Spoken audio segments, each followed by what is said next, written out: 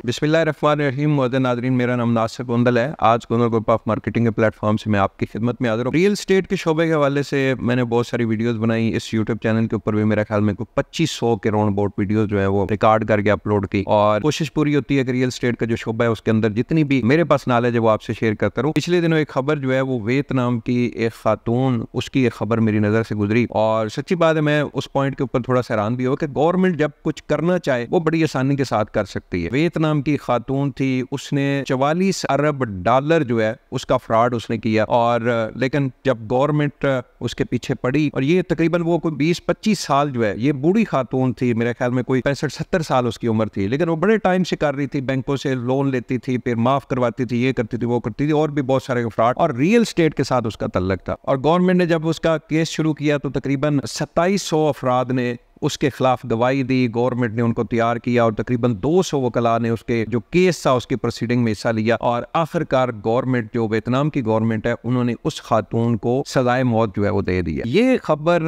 और पाकिस्तान की मिसाल हम लोग ले लें, पाकिस्तान के अंदर आपको पता है जिसका दिल करता है वो फ्रॉड करता है, फ्रॉड करके बाहर के मुल्क चला जाता है, लेकिन क्या होता है कि गवर्नमेंट के इदारे जो है वो उस तरीके से यहाँ पे केस नहीं चलने देते। अगर पुलिस जो है FIR काटती है तो अदालत उसको छोड़ देती है, अदालत उसको सजा देती है तो आगे हाई कोर्ट से वो बरी हो जाता है, हाई कोर्ट से बरी ना हो तो सुप्रीम कोर्ट से बरी हो जाता है। तो पाकिस्तान के अंदर सिर्फ और सिर्फ कानून मौजूद है। मैं इससे पहले बहुत सारी मैंने वीडियोस बनाई हैं, और आप यकीन करें पिछले 4-5 साल के अंदर 2005-6 के अंदर बहुत फ्रॉड हुआ था। रियल एस्टेट के अंदर एक बूम आया था और बहुत बड़े फ्रॉड आए थे, हाउसिंग सोसाइटियां बनी थी, बिल्डर ने फ्रॉड किए, लोगों के पैसे खाए। और इसी तरह फिर जब 2016-17 के अंदर रियल एस्टेट मार्केट जो है उसके अंदर बूम आया, तो यहाँ भी वही फ्रॉडियां मुतरक हो जाए। आप अभी जाए बैरिया टाउन, DHA, इस्लामाबाद के बड़े बड़े और बाकी शहरों की मैं बात करूं, मैं सिर्फ बैरिया टाउन DHA का नाम नहीं ले रहा। कहने का मकसद यह है कि बैरिया टाउन और DHA वो ब्रांड थे जिनके ऊपर लोगों का ट्रस्ट था। लोगों ने DHA के ऊपर ट्रस्ट करके वहां पे इन्वेस्टमेंट की, लोगों ने बैरिया टाउन के नाम के ऊपर इन्वेस्टमेंट की, लेकिन उनको बेचारों को क्या पता था कि बैरिया टाउन के अंदर कुछ फ्रॉडिये जो है मुतरक है। उन लोगों ने वहां पे प्लॉट लिया, किस्तों के ऊपर प्लॉट लिया, और 2-2 अरब 4-4 अरब रुपया वहां पे इकट्ठा किया, 3 कनाल के कमर्शियल के ऊपर 3-3 अरब रुपया इकट्ठा किया, और फ्रॉड करके भाग गए। अब सोसाइटी ने क्या किया, जो मुतलका अथॉरिटी थी उन्होंने वो प्लॉट कैंसिल कर दिया। अब भाई कैंसिल करने से थोड़ी इन लोगों का कोई फ्रॉड जो है वापस होगा। मेरी ये वीडियो बनाने का सिर्फ और सिर्फ मकसद यही था कि पाकिस्तान के अंदर रियल एस्टेट सेक्टर के अंदर पिछले 4-5 साल के अंदर बहुत लोगों के साथ फ्रॉड हुआ है। आप यकीन करें लोग बहुत परेशान है। रियल एस्टेट की इस वक्त जो है वो बदनामी हो गई है, और वो फ्रॉड जिन लोगों ने किया है, पाकिस्तान के इस वक्त जो इदारे हैं उनको चाहिए कानून जो है उसके मुताबिक जो उनकी सजा बनती है उनको पकड़े।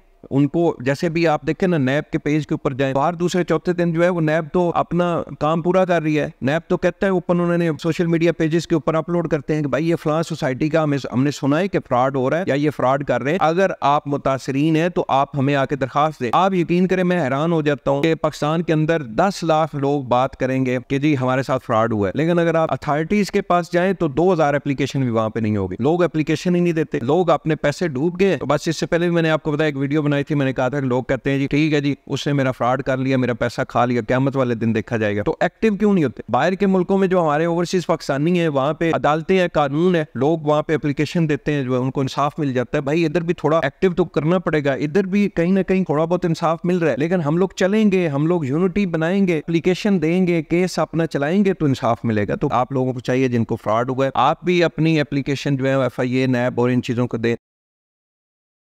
और गवर्नमेंट के तमाम इदारों से भी मेरी गुजारिश है, अगर आप लोगों में से कोई मेरी वीडियो सुनता है, मेरी आपसे गुजारिश है कि लोगों की जमा पूंजी है, बड़ी मुश्किल से लोगों ने पैसा कमाया होता है, और स्पेशली हमारे जो ओवरसीज पाकिस्तानी उन्होंने बहुत मुश्किल के साथ, मैं वहाँ पे इंग्लैंड और बाकी ममालिक में भी जाता रहता हूँ, आप यकीन करें बहुत टफ लाइफ है, बहुत मुश्किल से लोग जो है वो पैसा कमाते हैं, और इधर जो है वो एक फ्रॉडिया 2 अरब 4 अरब या 10 अरब इकट्ठा जो है वो हड़प कर जाता है बाहर के मुल्कों में। बनना उसका भी कुछ नहीं है, जलील उसने होना है, जिसने भी फ्रॉड किया जलील उसने होना है। आज नहीं होगा तो परसों जलील होगा, और वो खुद नहीं जलील होगा तो उसकी नस्लें जलील होंगे। किसी का पैसा खाया हुआ, ये अल्लाह का निजाम है, और मकाफात अमल का सिलसिला चलता है। लोग बड़े बड़े जलील होते हैं। ये पिछले दिनों आपको पता है लाहौर के अंदर जो जनाजा हुआ था, 2 दिन जनाजा लेट हुआ था मुतासरीन की वजह से। मुतासरीन जो है वो जनाजा नहीं होने दे रहे थे और दफनाने नहीं दे रहे थे। लोग कहते थे भाई हमारे इसने पैसे खाए हुए, फ्रॉड किए हुए इसने हमारे साथ, हमारे पैसे पहले दो, फिर आप इसका जनाजा करना, फिर इसको कब्र के अंदर दो। तो लानत है यार उसके लवाइकीन के ऊपर भी, उस फ्रॉडिये के ऊपर भी, जितने भी फ्रॉडिये। तो खुदा इन चीजों की तरफ आए। और आप लोगों से भी गुजारिश है जो लोग